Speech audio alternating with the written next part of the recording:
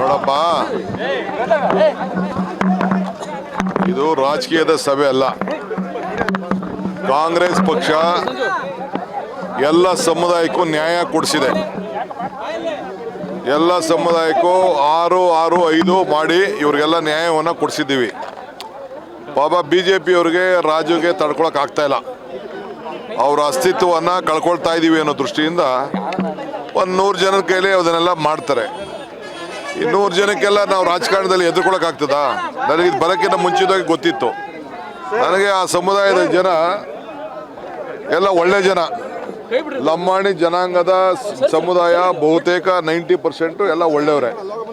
ಇಂಥ ಏನೋ ಒಂದು 10% ಇರ್ತದೆ, ನಾವೆಲ್ಲ ತಲೆ ಕೆಡಿಸ್ಕೊಳಕ್ಕಾಗಲ್ಲ. ಅವ್ರಿಗೆಲ್ಲ ರಾಜಕಾರಣ ಮುಖ್ಯ. ಇರಲಿ, ಅವ್ರು ಏನು ಬೇಕಾದ್ರೆ ರಾಜಕಾರಣ ಮಾಡಲಿ.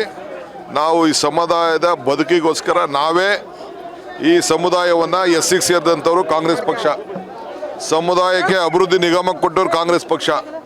ಈ ತಾಂಡಗಳನ್ನೆಲ್ಲ ಕೂಡ ನಾವು ರೆಗ್ಯುಲೈಸ್ ಮಾಡಿ ಹಕ್ಕುಪತ್ರ ಕೊಟ್ಟು 1,11,00,000 ಜನರಿಗೆ ಭೂಮಿ ಪಟ್ಟವನ್ನು ಕೊಟ್ಟು ಇವತ್ತು ಆಚರಣೆಯನ್ನು ಮಾಡಿ ಎಲ್ಲರೂ ಕೂಡ ಕೊಟ್ಕೊಂಡು ನಾವು ಬಂದಿದ್ದೀವಿ. ಇದನ್ನು ಮುಂದುವರ್ಸ್ಕೊಂಡು ಹೋಗ್ತೀವಿ. ಈ ಜನ ಒಳ್ಳೆ ಜನ, ನಾವು ಅವ್ರ ಪರವಾಗಿ ಯಾವಾಗಲೂ ಇರ್ತೀವಿ.